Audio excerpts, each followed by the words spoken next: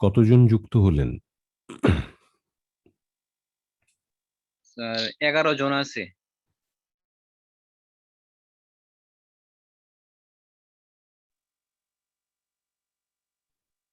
আসসালামু আলাইকুম sir. Sir 11 জন এই মুহূর্তে আছে। আসসালামু আলাইকুম স্যার।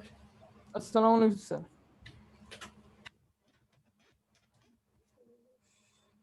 ওয়ালাইকুম সালাম। আপনাদের তো রাত 8টায় মনে হয় আরেকটা ক্লাস আছে, খুব সম্ভবত আরেকটা কোর্স আছে। জি স্যার, স্পোকেন আছে স্যার, আর রাত 9টা 15 আবার আমাদের আন্তর্জাতিক আছে স্যার। আচ্ছা, ঠিক আছে, তাহলে আমরা সময় নষ্ট না করি, আমরা শুরুটা করি। গত ক্লাসে আমরা কি আলোচনা করেছিলাম একটু 5 মিনিটের মধ্যে সেই কথাটা একটু শুনতে চাই। গত ক্লাসে আমরা কতটুকু কি আলোচনা করেছিলাম? স্যার বলছিলেন she is seeing ship sitting on the sea shore, এটা আমাদের বলতে বলছিলেন। আর আহ্বান, বিউভল, তারপরে জিহ্বা, এগুলার উচ্চারণ ঠিক করা হয়েছে। আহ্বায়ক, তারপরে শুরুতে আহ্বায়ক শব্দের শুরুতে যদি এ থাকে অথবা ব্যঞ্জনে যুক্ত এ থাকে, পরে যদি রস্বই দীর্ঘই উ, রস্ব উ দীর্ঘ উ, এ উ, অন্তস্তর ল, অবশ্য এগুলো থাকে, তাহলে পরে এ অবিকৃত থাকে। আচ্ছা, যেমন বেশি, একই, দেখি, ঢেকি, বেগুন, 21, আচ্ছা, মেঘ, এনে, গেছো, খেয়ে, পেয়ে, শ্রেয়, খেয়া, খেয়া, এই সমস্ত উদাহরণ দেওয়া হয়েছে। তারপরে ব্যতিক্রম রয়েছে দেওর, শেওরা। তারপরে বলতেছিলেন এরপরে যদি অনুস্বার বা উ গ সংযুক্ত থাকে, এতটুকু বলার পরে আপনি পুরোটা বলতে পারছেন না, ক্লাস শেষ হয়ে গেছিল। আচ্ছা, ওই লিঙ্কটা ডিসকানেক্ট হয়ে গেছিল কালকে। হ্যাঁ, আচ্ছা, ওই সূত্রটা আমরা আগে শেষ করে ফেলি, তারপর আমরা আবার বাকি কথায় যাব। আমি কালকে যেই সূত্রটি দেওয়ার সময় আসলে চট করে লাইনটি কেটে গেল, সেটি বলতে চেয়েছিলাম যে শব্দের শুরুতে যদি একার থাকে এবং তারপরে যদি অনুস্বার বা উ থাকে বা উ গ থাকে, তারপরে ইকার বা উকার, মানে ইকার উকার, এটা হ্রস্ব ইকার দীর্ঘ উকার বা হ্রস্ব ইকার দীর্ঘ ইকার দুটোই হতে পারে। অর্থাৎ হ্রস্ব ইকার দীর্ঘ ইকার, হ্রস্ব উকার দীর্ঘ উকার অনুপস্থিত থাকে। বুঝাতে পারলাম? যদি শব্দের শুরুতে এ থাকে বা একার থাকে, তারপরে অনুস্বার উ বা উ গ থাকে এবং তারপরে ইকার না থাকে, উকার না থাকে, অর্থাৎ ইকার উকার অনুপস্থিত থাকে, তাহলে কি হবে? তবে সেক্ষেত্রে একার একারে রূপান্তরিত হয়। অর্থাৎ একারটা কি উচ্চারণ হবে? একার রূপে উচ্চারিত হবে। যেমন দেখেন, ব্যাং, আমরা বলি কি ব্যাং, ব্যাং বলি, অর্থাৎ এখানে উচ্চারণটা আমরা কি করি? এ হিসেবে উচ্চারণ করি, ব্যাং। ঠিক আছে? কিন্তু যখনই এখানে একটা ইকার যুক্ত হয়, তাহলে কি বলি দেখেন তো? বেঙ্গি বলি, ব্যাঙ্গি বলি না, তাই না? জি, বোঝাতে পারলাম? দেখেন আরো সহজ করে বলি, আমরা বলি ব্যঙ্গমা, কিন্তু বলি ব্যঙ্গমি। ঠিক আছে? ব্যঙ্গমা কিন্তু ব্যঙ্গমি। ব্যঙ্গমাতে এখানে ব্যঙ্গমাতে আমরা বলছি এ, কিন্তু ব্যঙ্গমিতে আমরা বলছি এ। অর্থাৎ কেন? শেষে ইকার আছে। যখনই ইকার বা উকার অনুপস্থিত হয়ে যায়, তখনই সেই একারের উচ্চারণটা একার হয়ে যায়, আর একার থাকে না। ঠিক আছে? যখনই একারের পর অনুস্বার, বিসর্গ বা ঙ থাকে এবং তারপরে যদি হ্রস্ব ইকার দীর্ঘ ইকার থাকে, তখন উচ্চারণটা হয়ে যায় এ। কিন্তু হ্রস্ব ইকার দীর্ঘ ইকার যদি অনুপস্থিত থাকে, উচ্চারণটা হয়ে যায় কি? এ। ঠিক আছে? দেখেন ট্যাংরা কিন্তু টেংরি, ল্যাংরা কিন্তু লেংরি। বোঝা গেল? ন্যাংটা কিন্তু নেংটি।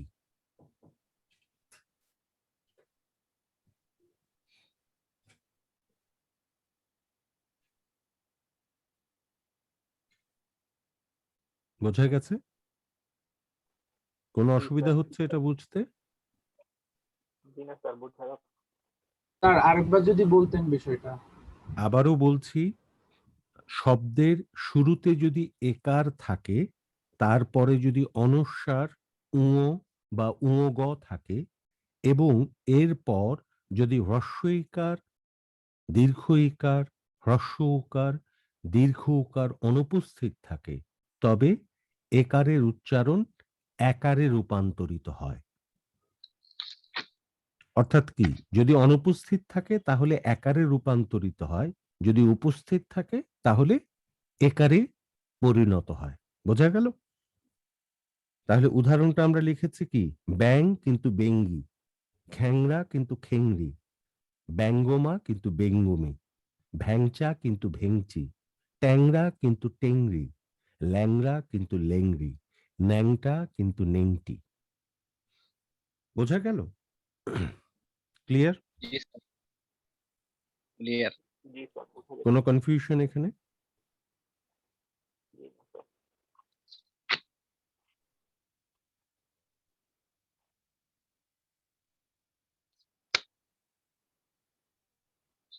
স্যার একটা কথা ছিল স্যার। হ্যাঁ বলেন। স্যার বিগত ক্লাসে স্যার ইন্টারনেটের সমস্যার কারণে স্যার আপনি যে সবাইকে পড়তে দিয়েছিলেন আমি তো পড়তে পারিনি স্যার। এখন কি আমি একটু পড়ে শোনাবো আপনাকে? আচ্ছা যে ঠিক কোনো আছে, কিছু এটা আমি শুনবো। বলতে মানে পারবেন? আমি আগে সূত্রের বিষয়টা একটু শেষ করে নিই, তারপর সবার কাছ থেকে আমি আবার 2 মিনিট করে একটু শুনতে চাইবো। মানে কার পড়াটা ঠিক কেমন আছে। বা কার উচ্চারণে সমস্যা আছে সেটা আমি আলোচনা করব। হ্যাঁ, এখানে যেমন একারের উচ্চারণটা খুব ইম্পর্ট্যান্ট। আমি আবারও বলি, মানে আমি একদম ১ম দিন থেকেই বলে এসছি, কিছু, কিছু শব্দ আছে যেগুলো আমাদের প্রায়শই ভুল হয়। তাদের মধ্যে যে কটি বর্ণ আছে, প্রথমত অ এর উচ্চারণ অনেকের ভুল হয়ে থাকে। কারণ অ এর লিখিত রূপ একটি, উচ্চারিত রূপ দুটি। একই রকমভাবে এ এর উচ্চারণও আমরা অনেকেই ভুল করি। কারণ লিখিত রূপ একটি, উচ্চারিত রূপ দুটি। অর্থাৎ এই একটা বর্ণেরই দুটো উচ্চারণ হয়ে থাকে। কোথাও অ্যা, কোথাও এ। যে কারণে আমরা ভুলটা করি। তাহলে এ এর উচ্চারণেও আমাদেরকে যথেষ্ট সতর্কতা অবলম্বন করতে হবে। যেমন বলেছিলাম একটা হবে কিন্তু একটি হবে। তাই না? একটা কিন্তু একটি, একটুকু। আমরা গান শুনেছি না? একটুকু ছোঁয়া লাগে। সেটা একটুকু ছোঁয়া না। সেটার উচ্চারণটা হচ্ছে একটুকু। একটা, তারপর স্যার এক, এক হবে। এক হবে। একটা হবে কিন্তু একটু হবে। একটি হবে।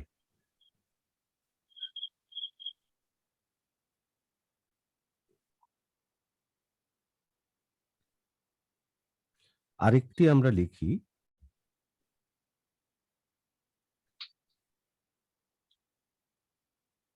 একারযুক্ত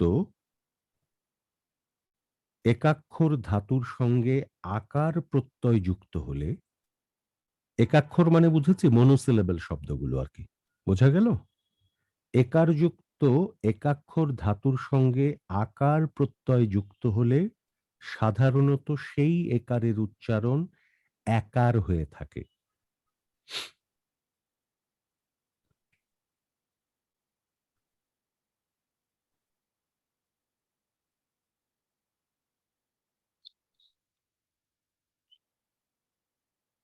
কেউ একজন বলেন কি দেখলেন?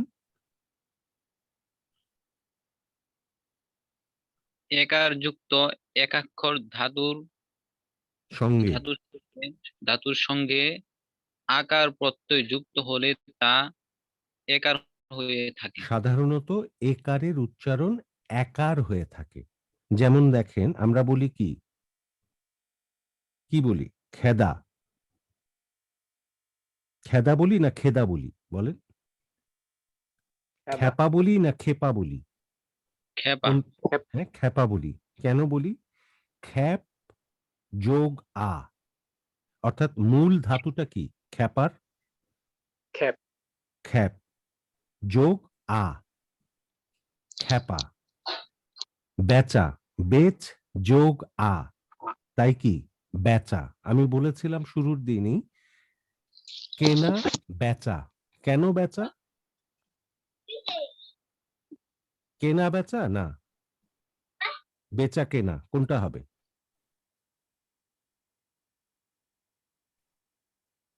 বেচা কেনা না বেচা কেনা, কোনটা? বেচা কেনা। বেচা কেনা। হ্যাঁ, বেচা কেন হবে সেটা বোঝা গেল। জি স্যার। বেচ যোগ এক আ, অক্ষর। হ্যাঁ একাক্ষর মনোসিলেবল এই শব্দ এই ধাতুর সাথে যখন আ প্রত্যয় আকার। যুক্ত হচ্ছে, অর্থাৎ যখন আমি বলছি বেচ, সেটা বেচ ধাতুটার উচ্চারণ হচ্ছে বেচ।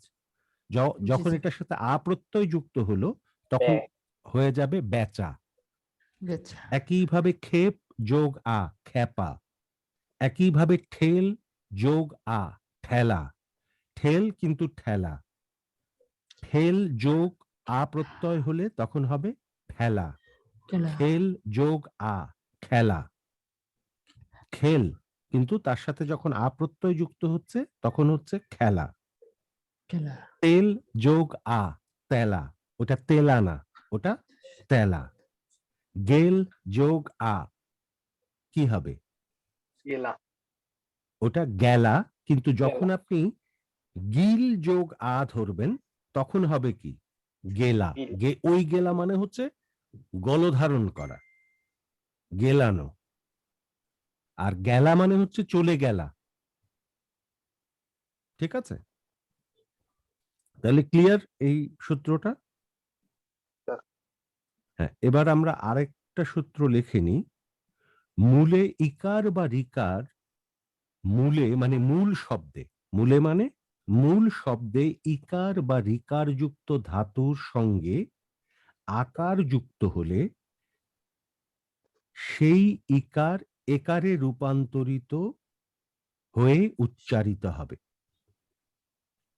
কখনো একার হবে না। দেখেন কিন ধাতু থেকে কেনা, ওই যে একটু আগে বললাম ওখানে দেখেন ব্যাচ যোগ আ, বেচ যোগ আ, সেটা বেচা। কিন্তু কিন ধাতু থেকে এসছে তাই এটা কেনা। অর্থাৎ মূলে এটা ইকার আছে। মূল ধাতুতে যদি ইকার থাকে বা রিকার থাকে, তার সাথে যদি আকার যুক্ত হলে সেই ইকার একার রূপে উচ্চারিত হবে, কখনো একার রূপে উচ্চারিত হবে না।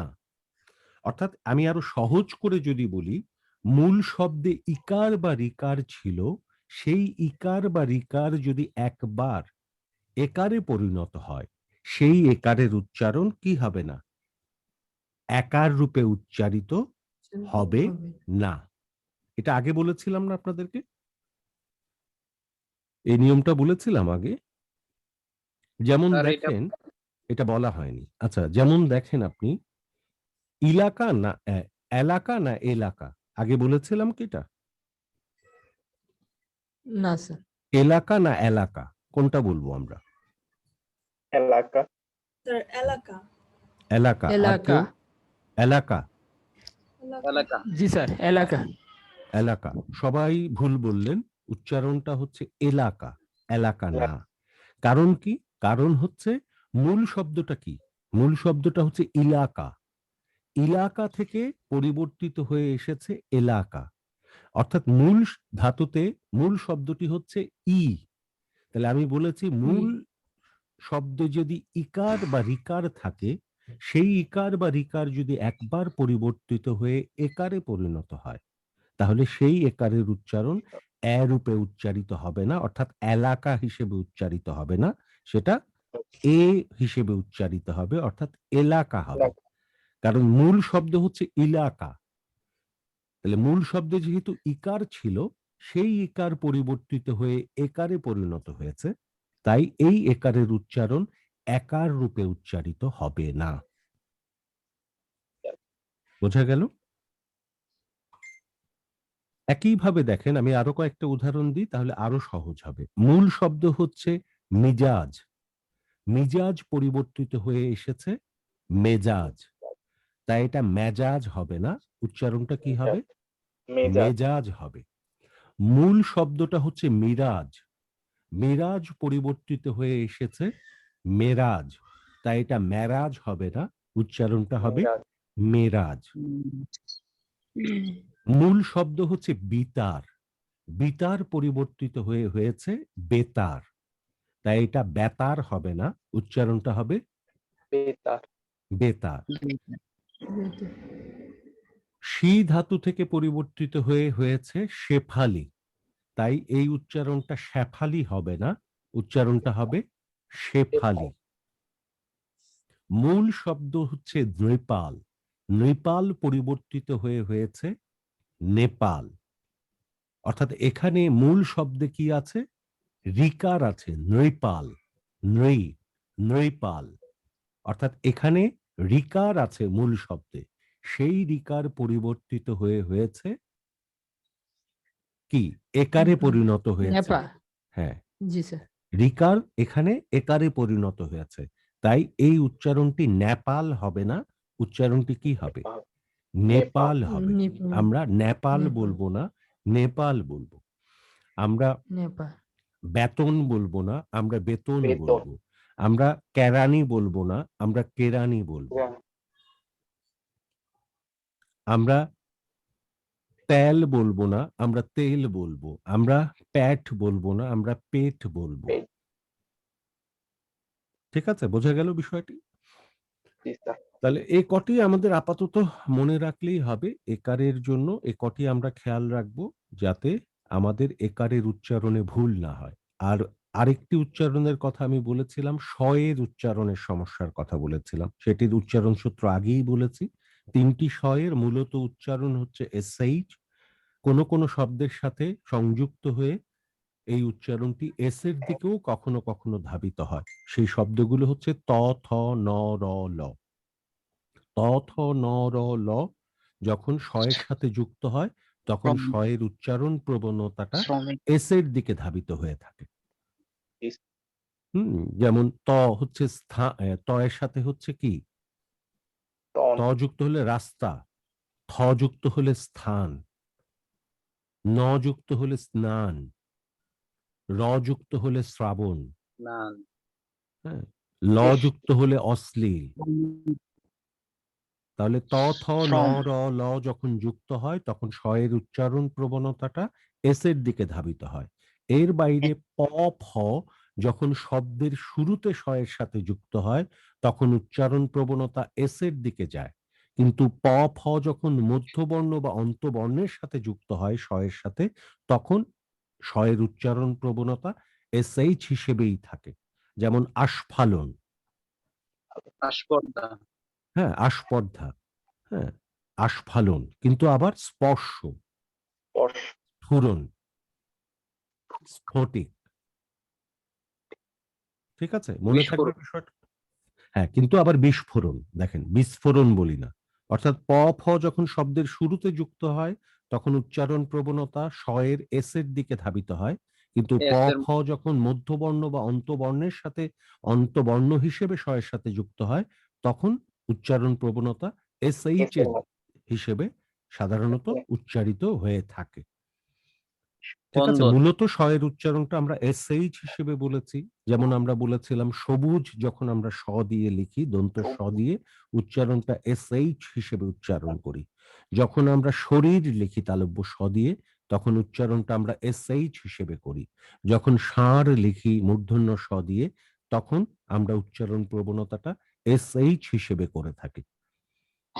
ঠিক আছে, কষ্ট। তাহলে মূলত এই উচ্চারণগুলো হচ্ছে এসএইচ, কিন্তু কোথাও কোথাও উচ্চারণটা এস রূপেও ধাবিত হয়। এই ক্ষেত্রে গতদিন বা গতদিনের আগের দিন কয়েকটা শব্দ বলেছিলাম, যেগুলো সাধারণত আমরা ভুল করি, যে উচ্চারণ প্রবণতা এসএইচ হবে সবসময়, কিন্তু আমরা অনেকে ভুল করে এস করে থাকি। যেমন কষ্ট, এই উচ্চারণটা আমরা অনেকে কষ্ট বলি। আবার ধরেন নষ্ট, আমরা করে থাকি নষ্ট। আবার ধরেন বৃষ্টি, আমরা অনেকে বলি বৃষ্টি। যেমন ধরেন মিষ্টি, অনেকে বলি মিষ্টি। যেমন সৃষ্টি। ধরেন অনুষ্ঠান, কিন্তু আমরা অনুষ্ঠান। অনেকে অনুষ্ঠান বলি। অনুষ্ঠান। তাহলে এই উচ্চারণগুলো আমাদের মনে রাখতে হবে, সব ক্ষেত্রেই এসএইচ হবে।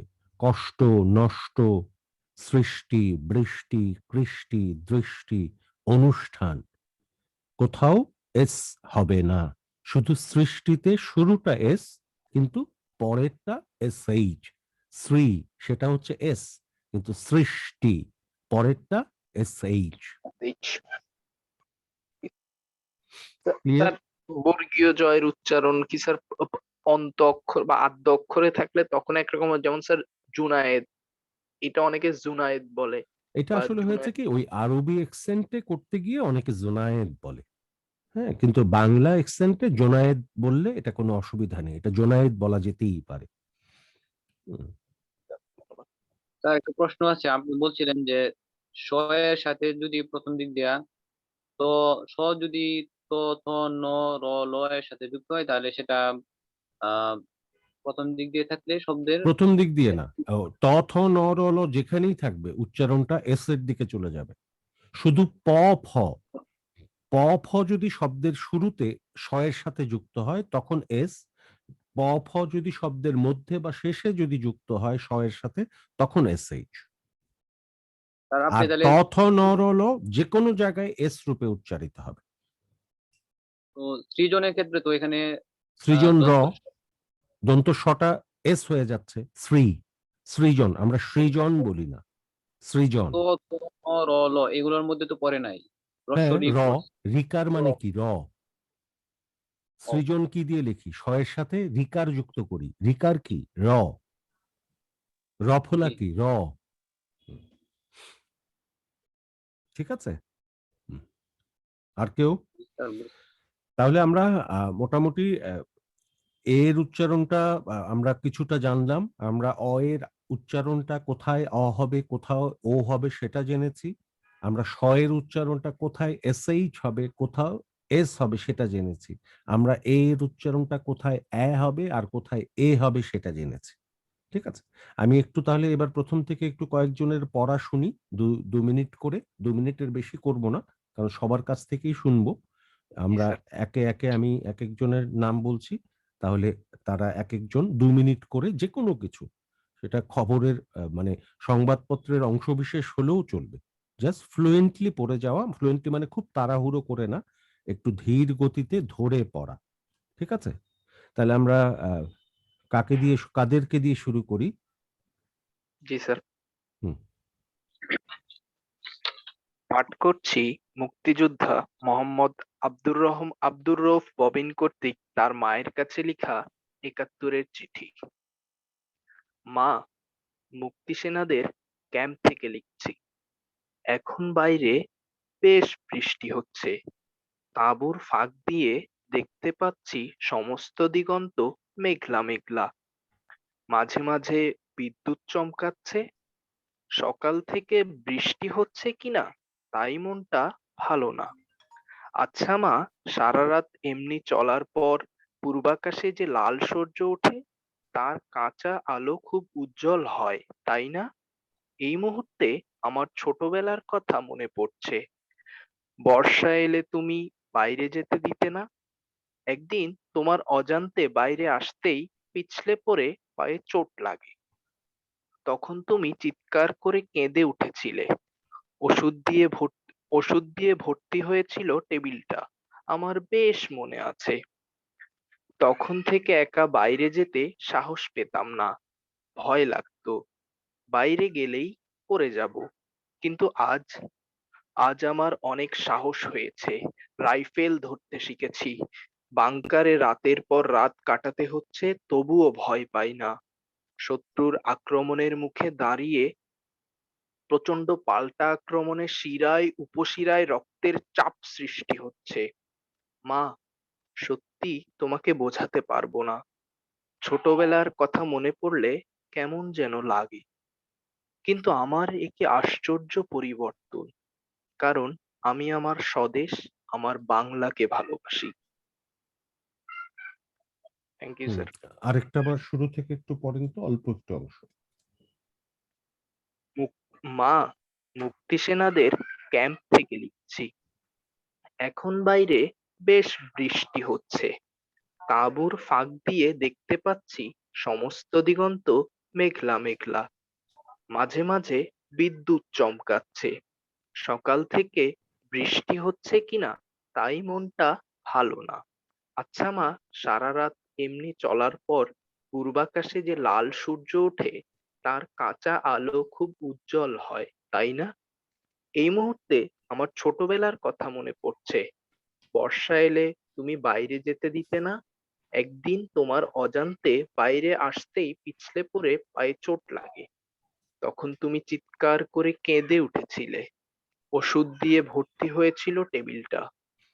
ঠিক আমার আছে, বেশ পড়া ঠিক আছে, উচ্চারণ ঠিক আছে, কিন্তু একটা চিঠি পাঠের একটু মানে পড়ার বাচন ভঙ্গিটা একটু চেঞ্জ করতে হবে। প্রথম ৩ টা লাইন বলেন, আমি আবার আপনাকে সাথে সাথে ঠিক করছি। মা, মুক্তি সেনাদের ক্যাম্প থেকে লিখছি। মা, মুক্তি সেনাদের ক্যাম্প থেকে লিখছি। তারপর? এখন বাইরে বেশ বৃষ্টি হচ্ছে। এখন বাইরে বেশ বৃষ্টি হচ্ছে। তাঁবুর তারপর? ফাঁক দিয়ে দেখতে পাচ্ছি সমস্ত দিগন্ত মেঘলা মেঘলা। তাঁবুর ফাঁক দিয়ে দেখতে পাচ্ছি সমস্ত দিগন্ত মেঘলা মেঘলা। মাঝে মাঝে বিদ্যুৎ চমকাচ্ছে। মাঝে মাঝে বিদ্যুৎ চমকাচ্ছে। অর্থাৎ ছবিটা আপনাকে দেখতে হবে। ঠিক আছে? মানে এই যে সে বর্ণনাটা করছে, সেই বর্ণনায় সেই আবেগটুকু নিয়ে সেটাকে বলা। ঠিক আছে? তার বলার আমার বলার মাধ্যমেই তার যেই ভাবটা আমি ফুটিয়ে তুলতে পারাটাই হ্যাঁ, চিঠি সেটাই, পাঠে। সেটাই।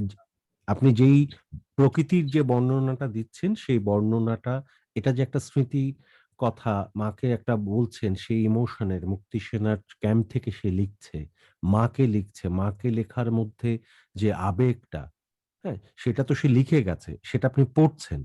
তা লেখার সময় যে আবেগটি সে ধারণ করেছিল, সেই আবেগটাকে রাখা। কিন্তু আবার বাড়াবাড়ি না করা। ঠিক আছে? মানে বেশি, বেশি যাতে হয়ে না যায়। না, কিন্তু উচ্চারণ ঠিক ছিল। ওকে, নেক্সট। আ এরপরে আমরা আসি মাসুম মিয়া। আপনি পড়েন। জি স্যার, আমি পড়ছি মার্চ ফরওয়ার্ডের বাদল সৈয়দ স্যারের লেখা সাক্ষী ছিল পক্ষী সকল এই ঠিক গল্প আছে। থেকে। ডাক্তার আহসানকে খুব আন্তরিক মনে হলো। তিনি বললেন, ভাই, বাচ্চাটির সম্ভবত প্যানক্রিয়াসে সমস্যা।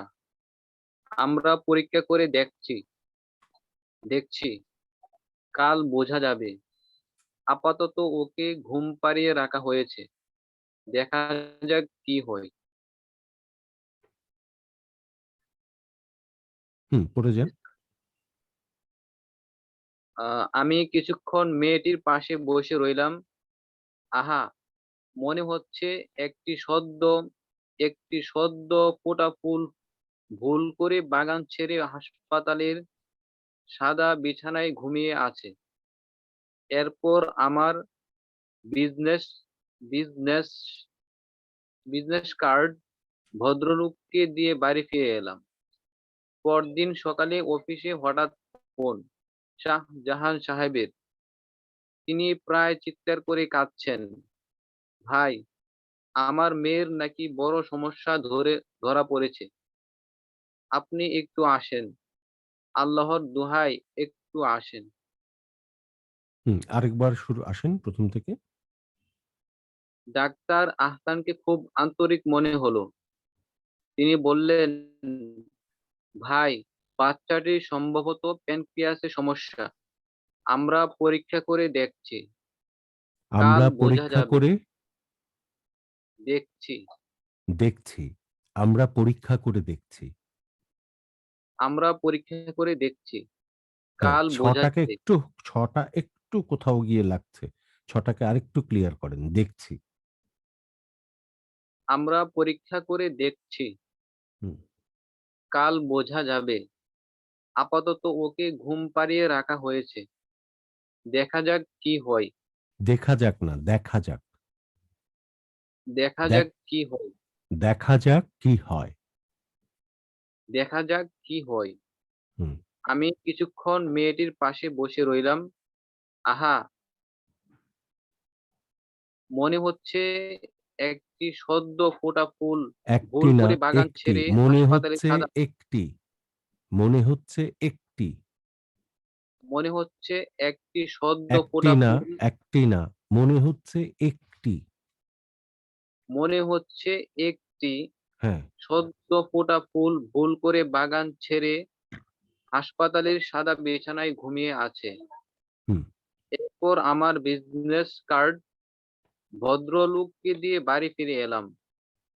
পরদিন সকালে অফিসে হঠাৎ ফোন শাহজাহান সাহেবের। তিনি প্রায় চিৎকার করে কাঁদছেন, ভাই, আমার মেয়ের নাকি বড় সমস্যা ধরা পড়েছে, আপনি একটু আসেন, আল্লাহর দোহাই একটু আসেন। ঠিক আছে। It's okay. মানে আরেকটু ফ্লুয়েন্টলি পড়তে হবে। আটকে, আটকে যাচ্ছেন যেহেতু আগে পড়া নেই সে কারণে। মিজানুর রহমান।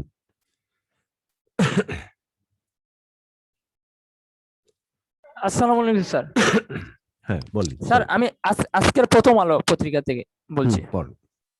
অক্সিজেনের মাত্রা কমে গেলে গত রোববার রাতে রাজধানীর বাসাবুর বাসিন্দা ৬২ বছর বয়সী মার্জিয়ানা বেগমকে ভর্তি করানো হয় মুগদা জেনারেল হাসপাতালে। আইসিইউ না পাওয়ায় তাকে অন্য হাসপাতালে নিয়ে যাচ্ছেন স্বজনেরা। এরপর স্বাস্থ্যবিধি মানাতে জোর চেষ্টা নেই, রাস্তায় ও বাজারে অনেকেই মাস্ক ছাড়া। তারপরে ভাড়া বেড়ে খরচ দ্বিগুণ, বিক্ষোভ। করোনা সংক্রমণ ঠেকাতে কঠোর বিধিনিষেধের প্রথম দিন অনেকটাই শিথিলতার মধ্যেই কাটলো। গতকাল রোববার বাস চলাচল ও বিপণী বিতান বন্ধ ছিল ঠিক, তবে মাস্ক পরা সহ স্বাস্থ্যবিধি মানার ক্ষেত্রে ঘাটতি দেখা গেছে। স্যার ঠিক আছে। আপনার উচ্চারণে যেটা একটা আঞ্চলিকতার টান আছে।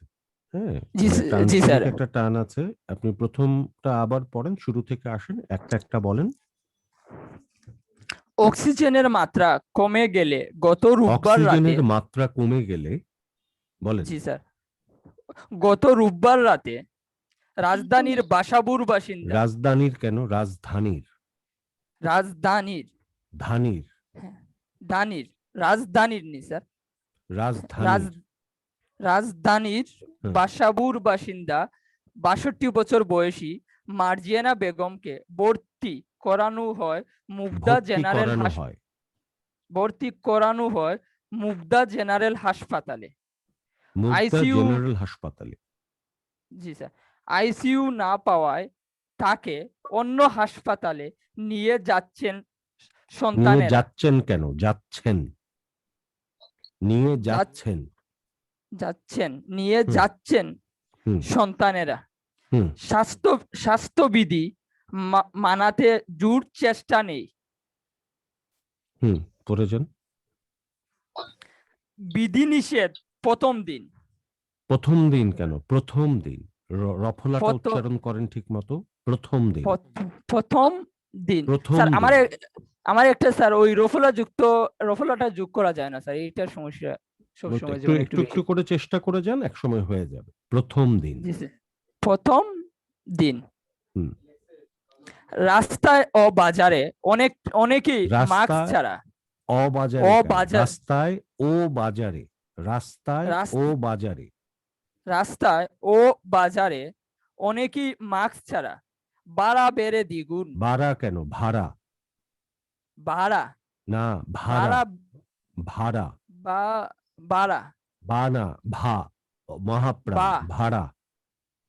ভাড়া হ্যাঁ, ভাড়া বেড়ে দ্বিগুণ। দ্বিগুণ, বিক্ষোভ। করোনার সংক্রমণ ঠেকাতে কঠোর করোনার কেন? বিধিনিষেধের করোনার। করোনা হুম। হ্যাঁ, করোনার সংক্রমণ ঠেকাতে ঠেকাতে কঠোর কেন? ঠেকাতে। বিধিনিষেধে ঠেকাতে। ঠেকাতে হ্যাঁ। ঠেকাতে হুম। করোনার সংক্রমণ ঠেকাতে কঠোর বিধিনিষেধের কঠোর কেন? প্রথম দিন। কঠোর। কঠোর। কঠোর না, কঠোর কঠোর। কঠোর। কঠোর কঠোর না। ওকার, ওইটা উকার না। বলেন। জি স্যার, কঠোর কঠোর, কঠোর, কঠোর কঠোর, ঠো, কঠোর ও, উ না, ও, ও কঠোর, কঠোর কঠোর কঠোর। না, কঠোর। কঠোর হ্যাঁ হ্যাঁ, ঠিক আছে, ঠিক আছে। বিধিনিষেধের প্রথম দিন প্রথম দিন, অনেকটা প্রথম প্রথম প্রথম দিন, দিন অনেক দিন অনেকটা শিথিলতার মধ্যেই কাটলো। ঠিক আছে, ঠিক আছে মিজানুর রহমান, ঠিক আছে। আমরা এবার আসি আতিকুল হক রাকিব তার কাছে। রাকিব শুরু করে। ঠিক আছে, স্যার স্যার, আসসালামু আলাইকুম। ওয়ালাইকুম সালাম, বলেন। স্যার অ্যাকচুয়ালি স্যার আমার এখানে আজকে স্যার হ্যাঁ, মানে আমার দুইবার বের হয়ে যাওয়া লাগছে স্যার। এই মতো ঢুকছি আবার মানে ও কারেন্ট ছিল আচ্ছা, ঠিক না। আছে, ঠিক আছে, তাহলে আমরা আরেকজনের আমি কাছে একটা যাই। টপিকটা বুঝতেছি না আর কি স্যার, কিভাবে শুরু করব। বুঝছি। মোহাম্মদ সামি, মোহাম্মদ সামি আপনি আসেন। আসসালামু আলাইকুম স্যার। বলেন। স্যার আমি সংক্ষিপ্ত সম্পাদকীয় থেকে পড়ছি। হুম, লেখা হলো দীপঙ্কর গৌতম স্যার। ঠিক আছে। রবীন্দ্রনাথের ছোট গল্পে সমাজ ও রাজনীতি। ঠিক আছে।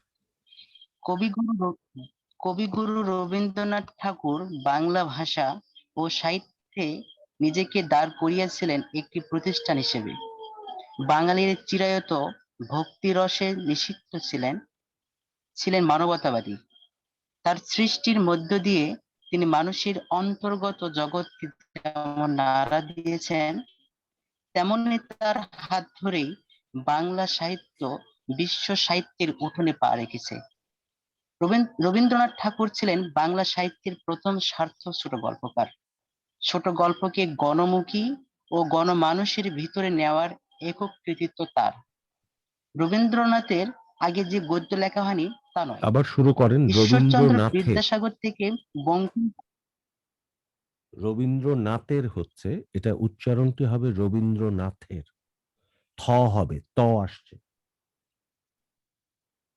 রবীন্দ্রনাথ হ্যাঁ, নাথের। রবীন্দ্রনাথ জি রবীন্দ্রনাথের হ্যাঁ, রবীন্দ্রনাথের আগে যে গদ্য লেখা হয়নি তা নয়। লেখা কেন, লেখা। ঈশ্বরচন্দ্র রবীন্দ্রনাথের আগে যে গদ্য লেখা হয়নি। লেখা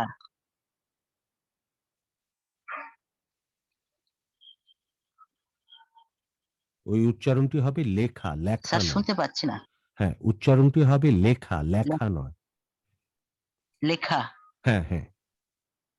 রবীন্দ্রনাথের আগে যে গদ্য লেখা হয়নি তা না নয়। না, রবীন্দ্রনাথের আগে যে গদ্য লেখা হয়নি, লেখা। বলেন আবার। লেখা হ্যাঁ, ঠিক আছে। রবীন্দ্রনাথের আগে যে গদ্য লেখা হয়নি আবারও লেখা বলছেন। লে, লেখা একার। আপনি বলার সময় লে বলছেন, লেখা বলছেন, লেখা হবে না। উচ্চারণটি হচ্ছে লেখা, লেখাপড়া, লেখাপড়া না। লেখাপড়া হ্যাঁ, তাহলে লেখাপড়া রবীন্দ্রনাথের আগে যে গদ্য লেখা হয়নি, ওটা লেখা হয়নি বলছেন আপনি। বলেন আবার। জি রবীন্দ্রনাথের আগে যে গদ্য লেখা হয়নি তা নয়। আবারও ভুল করছেন। রবীন্দ্রনাথের আগে যে গদ্য লেখা হয়নি। লেখা হয়নি। হ্যাঁ, বলেন। রবীন্দ্রনাথের আগে যে গদ্য লেখা হয়নি তা নয়। ঈশ্বরচন্দ্র বিদ্যাসাগর থেকে বঙ্কিমচন্দ্র পর্যন্ত বাংলা গল্পের চৌহদ্দির বিস্তৃত ছিল না। এক কথায় বলা যায় অল্প দস্তুর ক্ষমতা অর্জন করেছিল বাংলা গল্প। ঈশ্বরচন্দ্র বিদ্যাসাগর, মধুসূদন দত্ত আর বঙ্কিমচন্দ্র চট্টোপাধ্যায়রা তিনজনই সংস্কৃত প্রবণ বাংলা লিখতেন। বিশেষত বঙ্কিমচন্দ্রের ভাষা তো দুর্বোধ্য ছিল সাধারণ মানুষের কাছে, কিন্তু রবীন্দ্রনাথ এসে বাংলা সাহিত্যের তথা বাংলা গল্পের রুদ্র দুয়ার একেবারে খুলে দিলেন। রুদ্ধ দুয়ার, রবীন্দ্র একেবারে রুদ্ধ দুয়ার। রুদ্ধ দুয়ার হ্যাঁ, একেবারে খুলে দিলেন। একেবারে না, একেবারে। হ্যাঁ, বাংলা গল্পের রুদ্ধ দ্বার একেবারে খুলে দিলেন। হ্যাঁ একেবারে। হ্যাঁ ঠিক আছে রবীন্দ্র বিরোধিতা। ধন্যবাদ স্যার। ঠিক আছে, এরপরে আসেন আর কেউ? মোহাম্মদ সামির পরে স্মৃতি স্মরণ আসেন। আসসালামু আলাইকুম স্যার। হ্যাঁ বলেন। স্যার আমি পাঠ করব বঙ্গবন্ধু শেখ মুজিবুর রহমানের হুম অসমাপ্ত আচ্ছা আত্মজীবনী। পড়েন।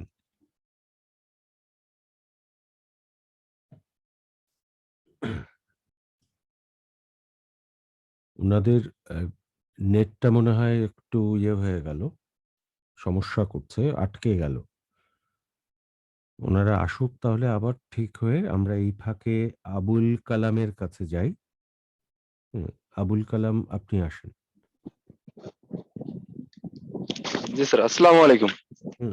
ওয়ালাইকুম স্যার সালাম। আমি পড়ছি ডক্টর আবু মোহাম্মদ দেলোয়ার হোসেনের লেখা বাংলাদেশের ইতিহাস বই থেকে ঠিক আছে। কয়েকটি চরণ। ব্রিটিশ ভারত ও বাংলার রাজনৈতিক ইতিহাসে বঙ্গভঙ্গ একটি গুরুত্বপূর্ণ ঘটনা। 1905 সালে ভারতের তৎকালীন বড়লাট লর্ড জর্জ নাথানিয়েল কার্জন বাংলার প্রদেশ ভাগ করেন, যা ইতিহাসে বঙ্গভঙ্গ নামে পরিচিত। এর মাধ্যমে একই বছর 16 অক্টোবর অবিভক্ত বাংলার ঢাকা, রাজশাহী ও চট্টগ্রাম, পার্বত্য চট্টগ্রাম ও মালদা জেলার চিফ কমিশনার শাসিত আসামের সঙ্গে সংযুক্ত করে পূর্ব বাংলা ও মালদা আসাম না, নামে ওটা একটি মালদা, নতুন প্রদেশ মালদা মালদা, ওটা Sorry, মালদা না। মালদা জেলার মালদা জেলার চিফ কমিশনার শাসিত আসামের সঙ্গে সংযুক্ত করে পূর্ব বাংলা ও আসাম নামে একটি নতুন প্রদেশ গঠন করা হয়। যদিও মাত্র 6 বছরের মধ্যে 1911 সালের 12ই ডিসেম্বর বঙ্গভঙ্গ রদ করা হয়। 1905 সাল থেকে 1911 সাল পর্যন্ত বাংলার ইতিহাস ঘটনাবহুল। বঙ্গভঙ্গ ও রদকে কেন্দ্র করে বাংলার প্রধান দুইটি ধর্ম সম্প্রদায় হিন্দু ও মুসলমানদের এতদিনের গড়ে ওঠা ঐক্যের বিপরীতে অনৈক্যের সূত্রপাত ঘটে। বাংলার রাজনীতিতে এর ব্যাপক প্রভাব পড়ে। এর ফলে ভারতীয় উপমহাদেশে মুসলমান জাগরণের সূচনা হয়। বঙ্গভঙ্গের তাৎক্ষণিক ফল 1906 সালে মুসলমানদের প্রতিনিধিত্বকারী পৃথক দল মুসলিম লীগ গঠন করা হয়। এই দল যে কোনো মূল্যে বঙ্গভঙ্গ বলবৎ রাখার পক্ষে ছিলেন। অন্যদিকে হিন্দু সম্প্রদায়ের বড় অংশ জাতীয় কংগ্রেসের সহযোগিতায় বঙ্গভঙ্গ বিরোধী স্বদেশী আন্দোলনের মাধ্যমে ব্রিটিশ সরকারের উপর বঙ্গভঙ্গ রদের জন্য চাপ অব্যাহত রাখে। এই পরিস্থিতিতে ব্রিটিশ সরকার 1909 সালে মল্টি মিন্টো সংস্কার আইনের মাধ্যমে মুসলমানদের পৃথক নির্বাচনের দাবিকে স্বীকৃতি দিয়ে রাজনীতিতে নতুন ধারার সূচনা ঘটায়। আবার প্রথম থেকে 2 বছর পর লাইন বলেন, প্রথম থেকে আসেন, 2-4টা লাইন বলেন। স্যার হ্যাঁ জি স্যার। ব্রিটিশ ভারত ও বাংলার রাজনৈতিক ইতিহাসে বঙ্গভঙ্গ একটি গুরুত্বপূর্ণ ঘটনা। ব্রিটিশ ভারত, হ্যাঁ উচ্চারণটা স্পষ্ট ও করেন। বাংলার রাজনৈতিক, হ্যাঁ আবার বলেন। ব্রিটিশ ভারত, হ্যাঁ ব্রিটিশ ভারত ও বাংলার ব্রিটিশ রাজনৈতিক ভারত ইতিহাসে ব্রিটিশ রিকার্ডটা লাগান। হ্যাঁ ব্রিটিশ ভারত ও বাংলার রাজনৈতিক ইতিহাসে বঙ্গভঙ্গ একটি গুরুত্বপূর্ণ ঘটনা। ভঙ্গ হ্যাঁ হ্যাঁ বঙ্গভঙ্গ একটি গুরুত্বপূর্ণ ঘটনা। হ্যাঁ আপনি 1905 সালে ভারতের কিছু নেই। হ্যাঁ ইজিলি পড়েন। Yes sir. 1905 সালে ভারতের তৎকালীন বড়লাট lord George Nathaniel Curzon Bangla প্রদেশ ভাগ করেন, যা ইতিহাসে বঙ্গভঙ্গ নামে পরিচিত।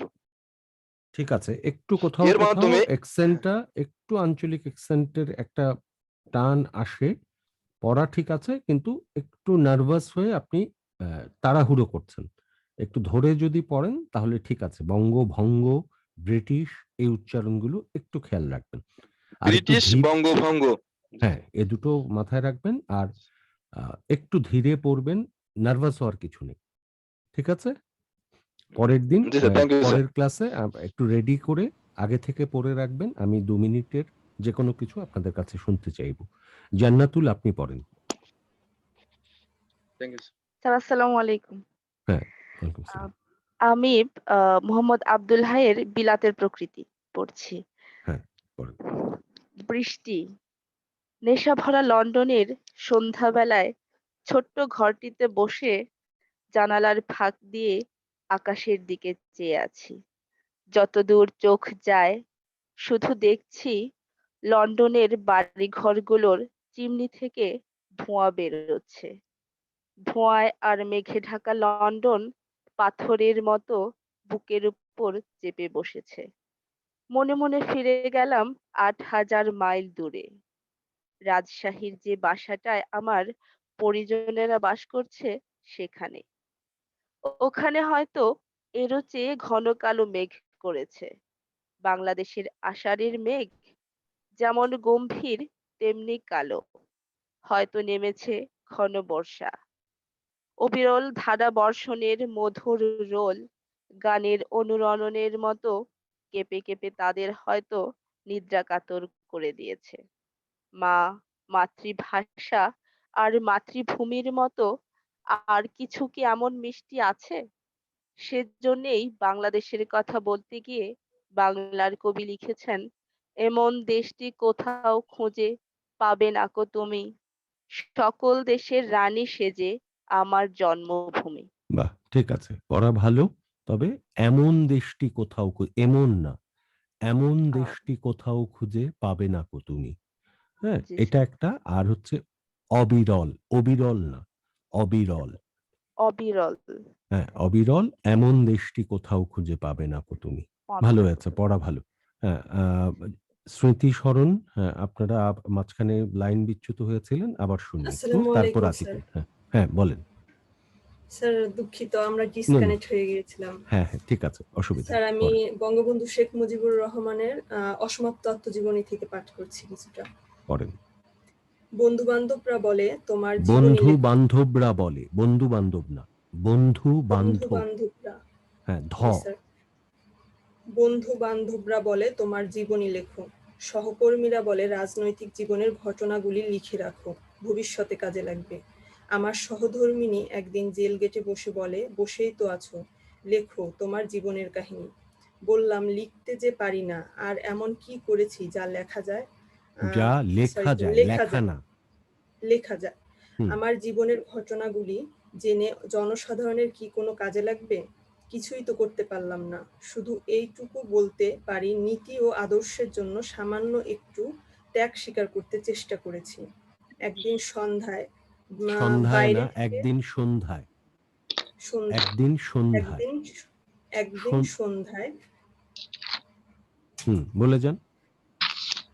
একদিন সন্ধ্যায় বাইরে থেকে তালা বন্ধ করে দিয়ে জমাদার সাহেব চলে গেলেন। ঢাকা কেন্দ্রীয় কারাগারের ছোট্ট কোঠায় বসে বসে জানালা দিয়ে আকাশের দিকে চেয়ে চেয়ে ভাবছি সোহরাওয়ার্দী সাহেবের কথা।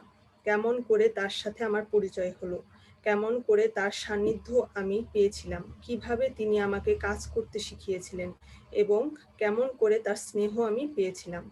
হঠাৎ মনে হলো, লিখতে ভালো না পারলেও ঘটনা যতদূর মনে আছে লিখে রাখতে আপত্তি কি? সময় তো কিছু কাটবে। বই ও কাগজ পড়তে পড়তে মাঝে মাঝে চোখ দুইটাও ব্যথা হয়ে যায়। তাই খাতাটা নিয়ে লেখা শুরু করলাম। আমার লেখা শুরু অনেক করলাম, তাই খাতাটা নিয়ে লেখা লেখা শুরু করলাম। করলাম। জি স্যার। ঠিক আছে, আপনার পাশের জনকে দেন, আপনি খেয়াল রাখবেন লেখা, ওটা লেখা হয়ে যাচ্ছে, সন্ধ্যা এখান থেকে সন্ধ্যা হয়ে যাচ্ছে, এবং বন্ধু জি স্যার। বান্ধব ধটা ঠিক মতো বন্ধু লাগছিল না। বান্ধব। হ্যাঁ, ঠিক আছে, পাশের জন বলেন। স্যার আমি অসমাপ্ত আত্মজীবনী থেকেই পাঠ করছি, বলেন। বঙ্গবন্ধুর লেখা। আমার জন্ম হয় ফরিদপুর জেলার গোপালগঞ্জ মহকুমার টুঙ্গিপাড়া গ্রামে। মহকুমার না, আমার মহকুমার। মোহ। মহকুমার টুঙ্গিপাড়া গ্রামে। আমার ইউনিয়ন হলো ফরিদপুর জেলার দক্ষিণ অঞ্চলের সর্বশেষ ইউনিয়ন। এই ইউনিয়নের পাশেই মধুমতি নদী।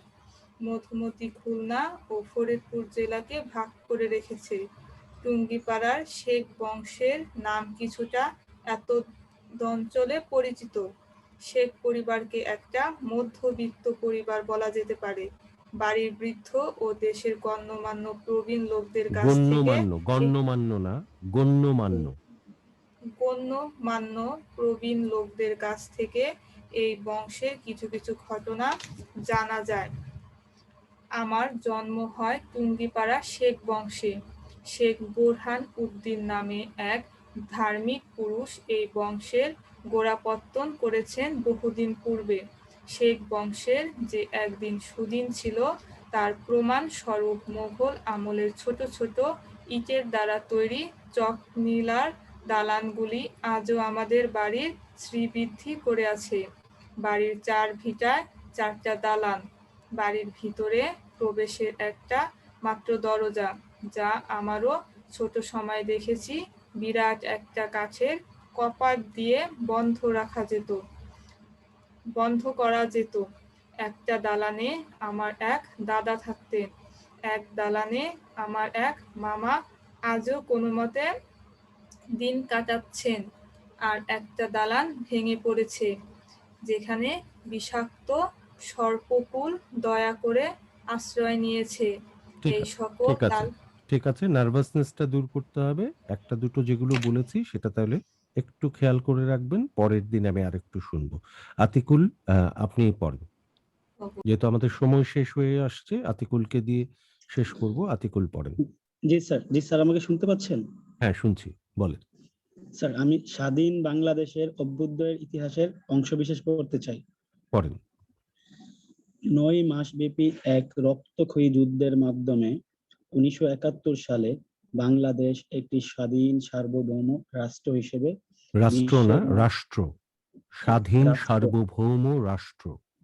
স্বাধীন সার্বভৌম রাষ্ট্র। রাষ্ট্র রাষ্ট্র রাষ্ট্র না, রাষ্ট্র। রাষ্ট্র SH, রাষ্ট্র। রাষ্ট্র বলে যান। সার্বভৌম রাষ্ট্র হিসেবে বিশ্বের মানচিত্রে জায়গা করে নিয়েছে।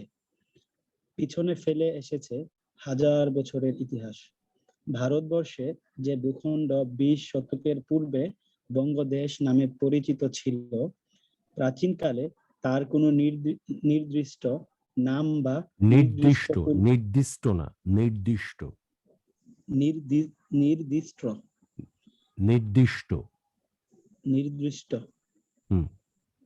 নির্দিষ্ট কোনো সীমানাও ছিল না। যুগ যুগ ধরে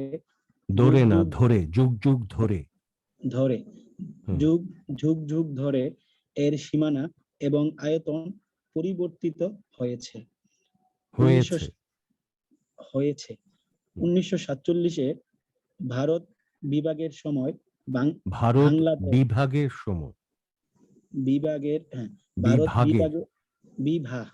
বিভাগের সময় বাংলাদেশ পূর্ব বাংলা ও পশ্চিম বাংলা নামে 2 প্রদেশে বিভক্ত হয়। পূর্ব বাংলা পাকিস্তানে অন্তর্ভুক্ত হয়। পশ্চিম বাংলা পশ্চিম বাংলা ভারতের অন্তর্ভুক্ত হয়।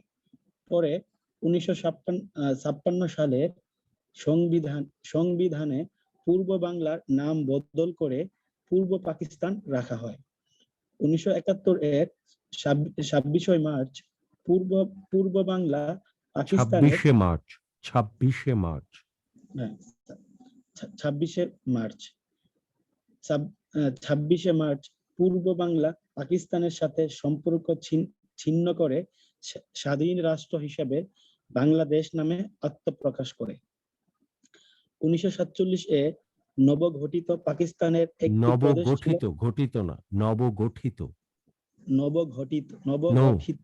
নবগঠিত, প্রথমটা অল্প প্রাণ, তারপর একটা মহাপ্রাণ। গঠিত, নবগঠিত না, ঘটিত বলেছেন, নবগঠিত। ঠিক করবেন, এটা আন্ডারলাইন করে রাখেন, নবগঠিত ঠিক করবেন। জি স্যার।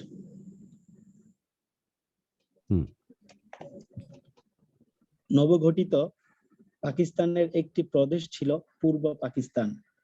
উপমহাদেশের উত্তর পশ্চিমে অবস্থিত সিন্ধু, বেলুচিস্তান,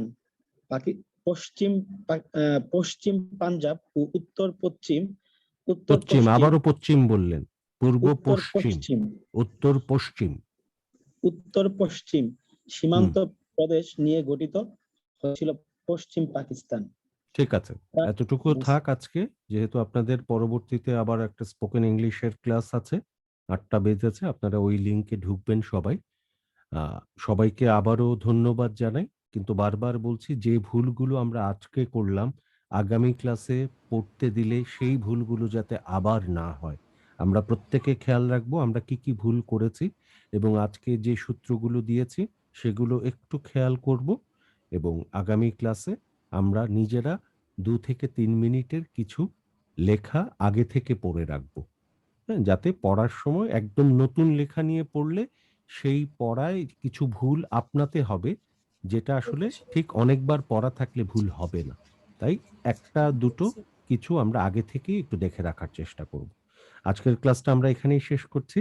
সবাই ভালো থাকবেন, সুস্থ থাকবেন, নিরাপদে থাকবেন। দেখা হবে সবার সাথে আগামী ক্লাসে। আসসালামু আলাইকুম। ধন্যবাদ সবাইকে। স্যার, আপনিও ভালো থাকবেন।